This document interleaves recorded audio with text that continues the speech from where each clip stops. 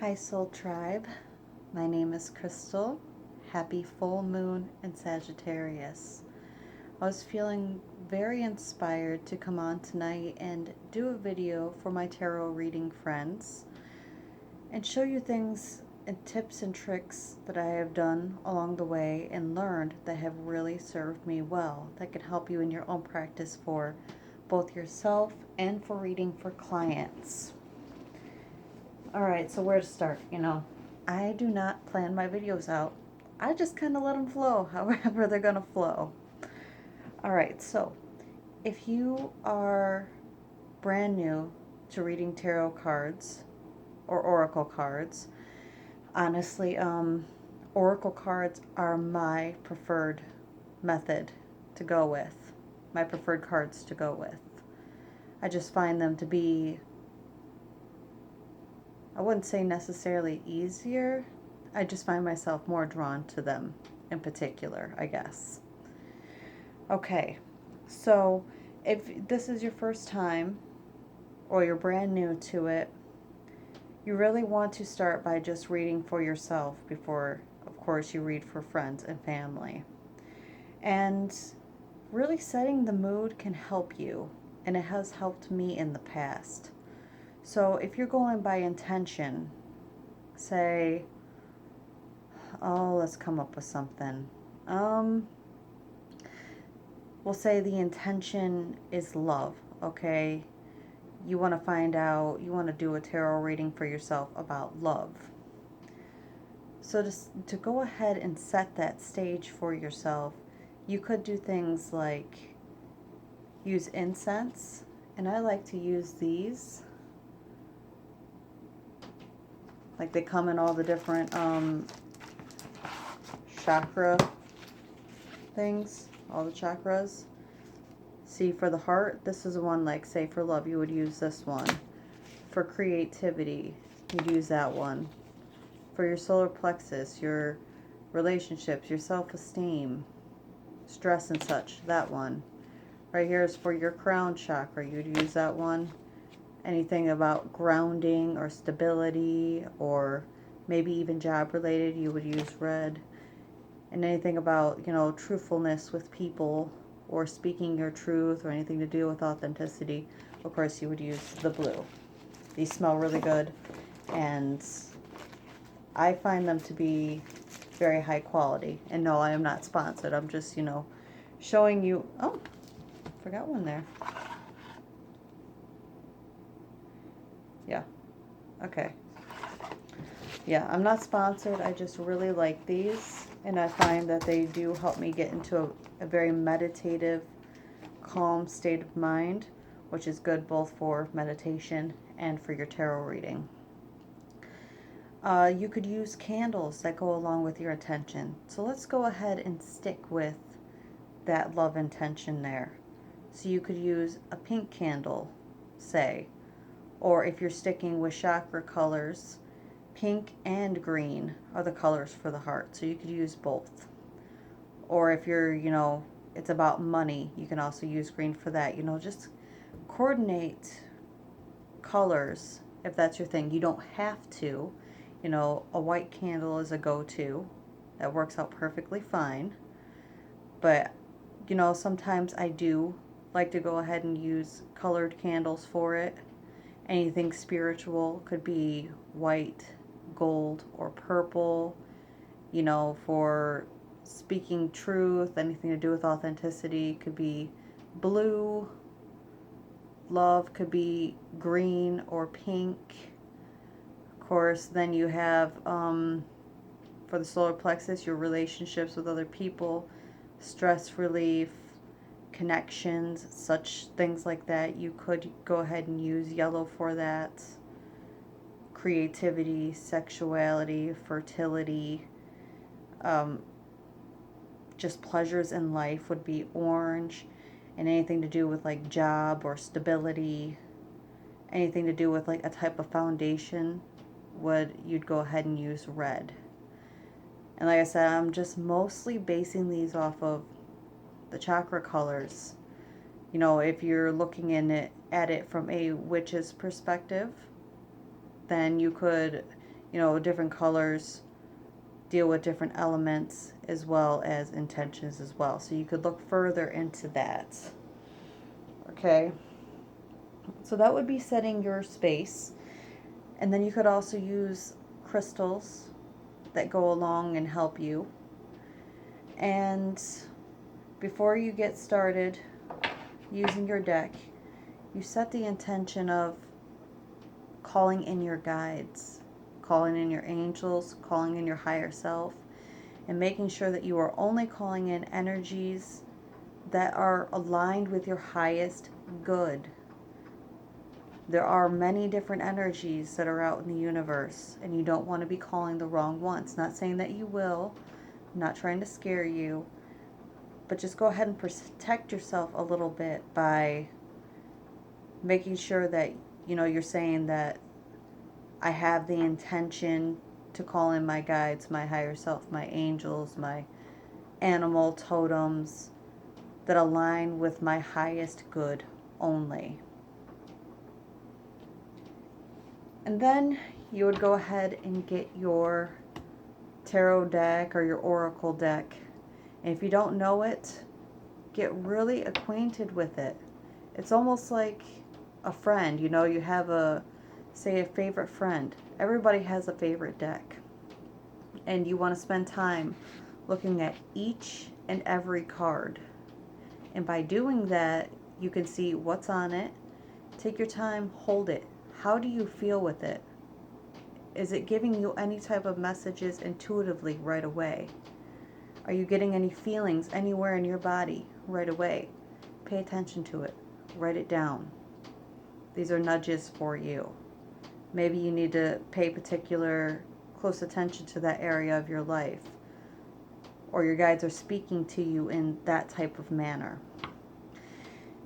And when you're also looking at it, make sure that you take note of every single detail, because everything in the picture counts.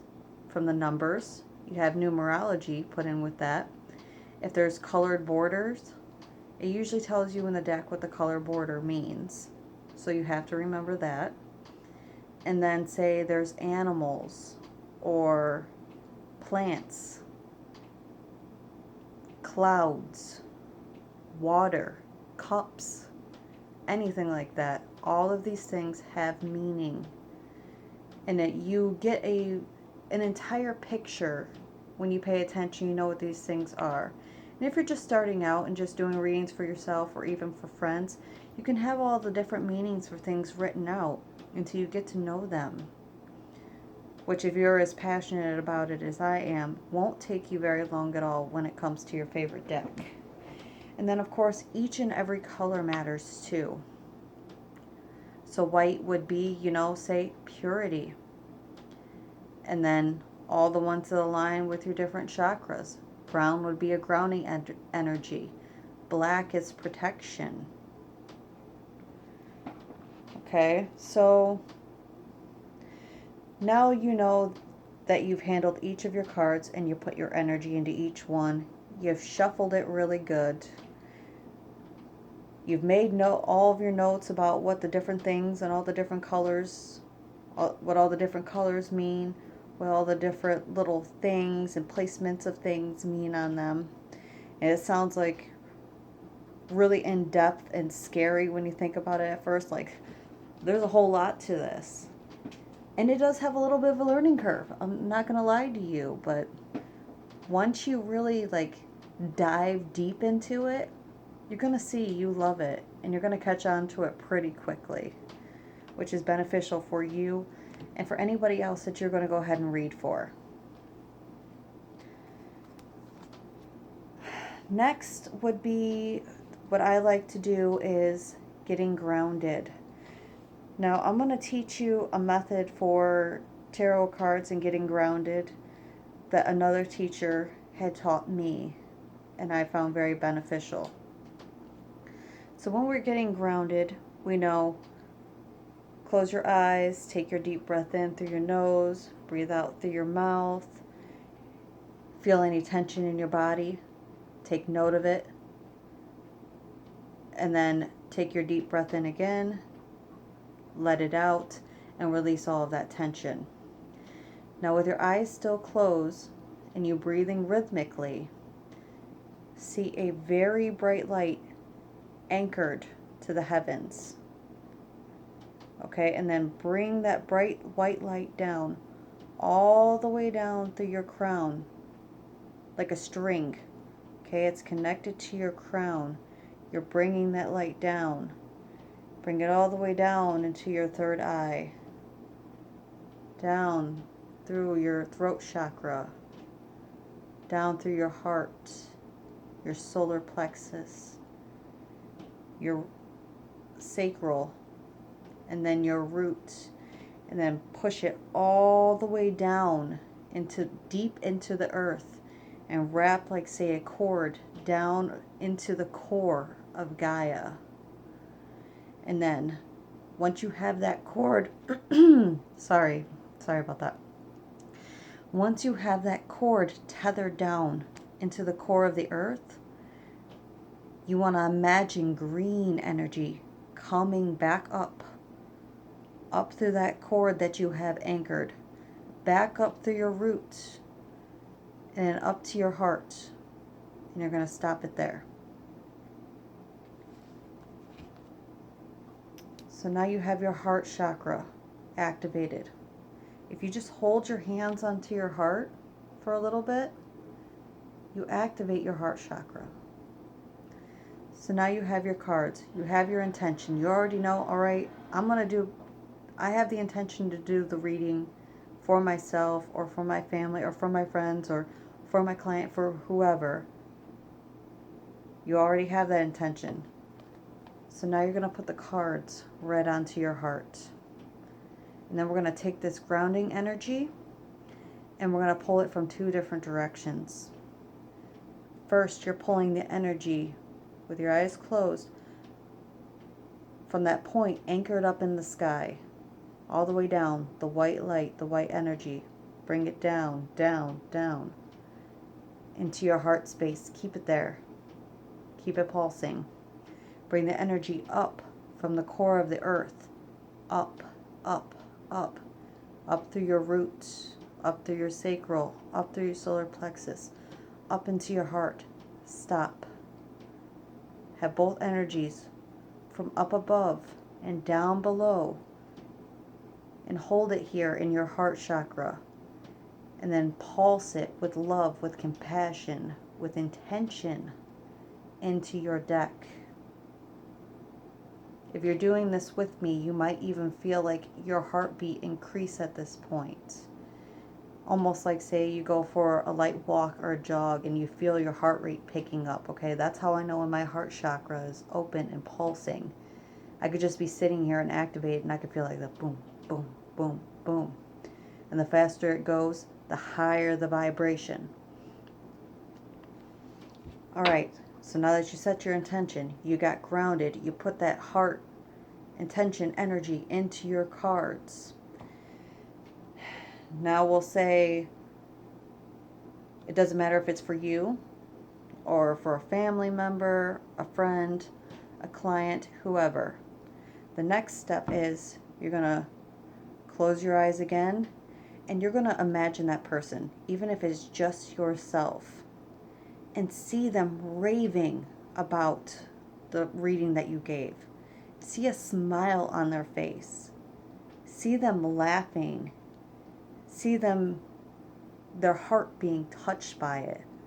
Like, oh my God, that resonated so much. That was such a wonderful reading. I can't believe it. You know, you were really on point about that. And I'm just, smiling and being joyful about it. Like, again, like I said, it could be you or it could be like the person that you're reading for. Just keep that visual in your mind with the intention of, I am going to give the perfect reading for myself, or I am going to give the perfect reading for this other person. Everything that needs to be said is going to be said, and I am going to feel it intuitively. And I promise you that you will get excellent results from this. I have gotten so many good reviews. And I've started getting those good reviews after I started that practice. So I promise you it works. Okay, so by this point your deck should already be cleansed. I guess I forgot to touch on that when you're setting the atmosphere. You could use your Palo Santo, spread your cards out a little bit like this, like I'm cleansing the energy from the previous reading. I'm cleansing the energy from anybody that has touched my deck. I can almost feel an energy doing this. You could use your sage to do it. You have your sage burning in your shell, or, you could hold the stick doing this like you do with the palo. Or you could have it in the shell and just, around like this. Don't forget to have your window open to let any energy out. Say you don't have that. Say you have a singing bowl. Go ahead. I use this when I'm doing house parties, especially if people do not like, say, Palo Santo or sage to be burned, and other people have touched my deck, which they usually do. I like to clear the energy of it. So just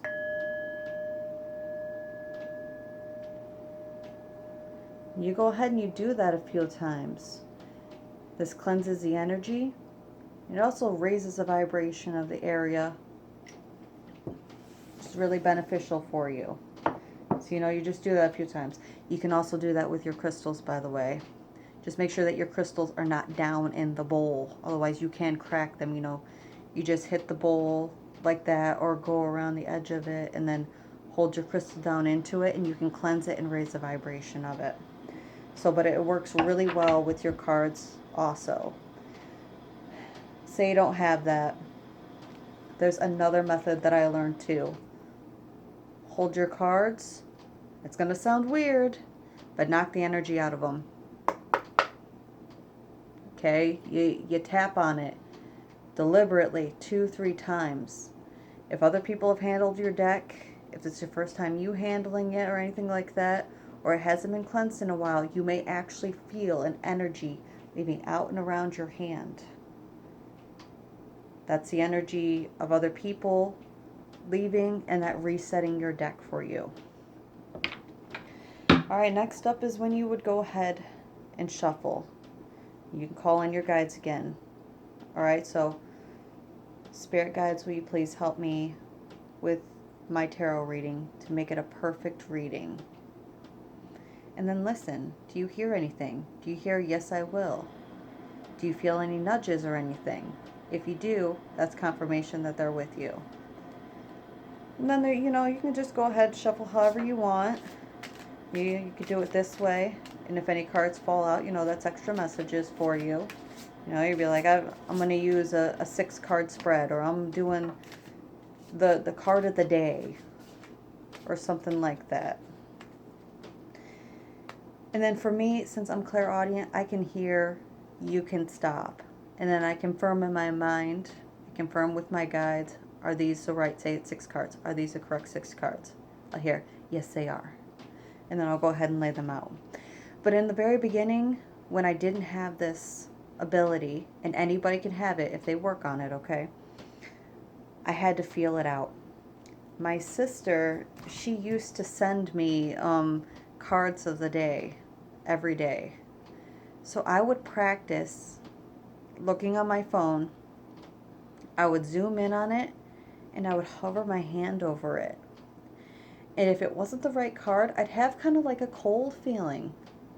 Like, okay, so that's not it. And I wouldn't feel any vibration at all. And then I'd move over to the next card, and if it was, I was getting warmer, literally, or it was the right card, my hand would feel warmer, and I would feel an increase in vibration, like a boom, boom, boom, boom in my hand. So say it was just a little warm, and I'm just feeling boom, boom, boom, boom. Okay, that might be it. But say I move over to the third one. My hand is warmer yet. I'm feeling boom, boom, boom, boom, boom. Okay, that right there is telling me, my intuition is telling me this is a correct card for me. So that's how I started out. Was by seeing it on a phone and practicing with that. And it worked perfectly well for me. And then when I got my own decks, I would go ahead and, I would do my shuffling. Go ahead and shuffle it up like this. And then I would hold it in my hand and close my eyes, just like this. And I would feel it out. And again, if I felt that warmth, if I felt that vibration, I knew that it was the right card. But it comes in degrees. If it's cold, it's not the right card for you. If your hand gets warmer and you feel a stronger vibration, that's a card for you. Or you could have other things. Maybe you feel like kind of like a force in your body. Sometimes guides, when they talk to us, you could feel it like a physical force against your body. Like imagine a lion, okay? If a lion could fully talk to you, feeling the strength and the force of them talking to you, like that's your card, and you could feel it like almost like an energy wave hitting against your body. Okay, so that right there could be a sign that it's time for you to stop, that those are the correct cards for you. Or maybe you get, I like to call them truth bumps, and I think it's a form of clairsentience. It's where you get the bumps, the chills, like a whole chill down your back, chills down your arms. I'm almost starting to get it, talking about it now. That could be a sign for you. Set the intention for, all right, I want to feel like goosebumps or something when I have the right cards. Or I want to feel this force against my body of my guides talking to me. Or I want to hear my guides telling me when to stop. Or I want to feel the vibration in my hand or warmth in my hand. Or some other sign when to stop.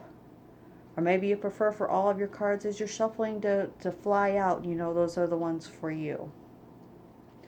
Or you could even, spread out your cards like this. Scan along and get any intuitive hits. The first time you get an intuitive hit, take it. Don't doubt yourself. Because when you doubt yourself, it's like you're saying, okay, I can't trust myself. I can't entrust my intuitive nudges. So maybe you'll get less of them.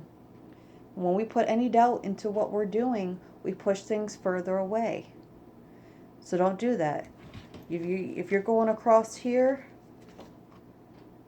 and you're like right here and you're feeling like, okay, I need to stop. Take that. Don't sit there for 5-10 minutes like, is this the right card? No, that first nudge told you that it was. Listen to it. All right. So I think I about covered everything. Make sure that you set the mood for yourself. Make sure that your cards in your area is cleansed. Make sure that you have gone through all of your cards personally and wrote down anything of note, such as colors, numbers, anything else, animals, whatever it is, so that way you know the significance between each and every one of them. Set the intention to call in your guides, your angels, your higher self, your animal totems, the ones that are for your highest good, so that way you feel protected and good. Bring in that grounding energy, from the anchored part at the top, all the way down into your heart, and from the core of the earth all the way back up, having your activated heart chakra with your cards here. Imagine either, putting your intention in there, and then imagine either yourself or your client that you're going to be doing it for being really ecstatic about the review, about the reading. And if maybe you haven't met this person before and you're just doing it over email or phone or something like that, imagine yourself again giving a good reading. Maybe just hearing a voice or something, I'm really happy with this. I'm ecstatic about this. This really resonates with me. Man, I don't know if I'm just seeing stuff, but I feel like I'm seeing some like activity up right over there. Does anybody see that? Like right up there over there at the ceiling.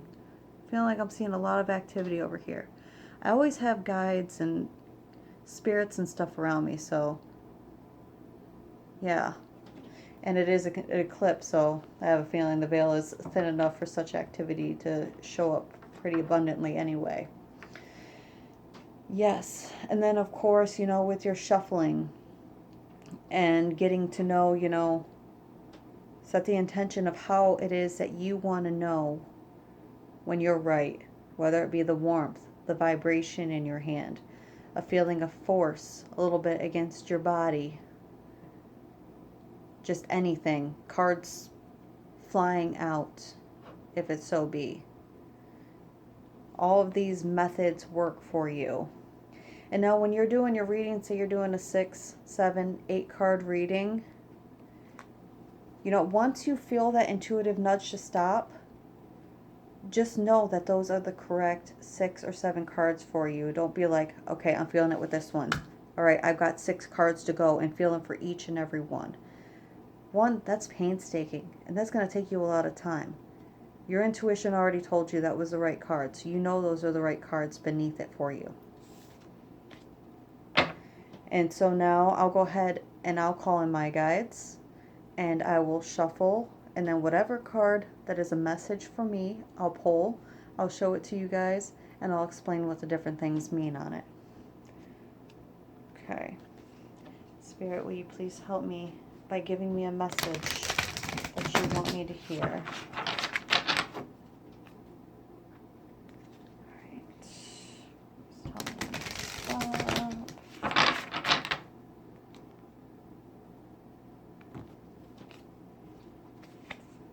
Okay.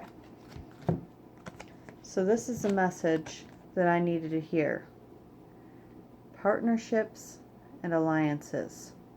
So for this deck in particular, I had to learn that this purple border here has to deal with spirituality.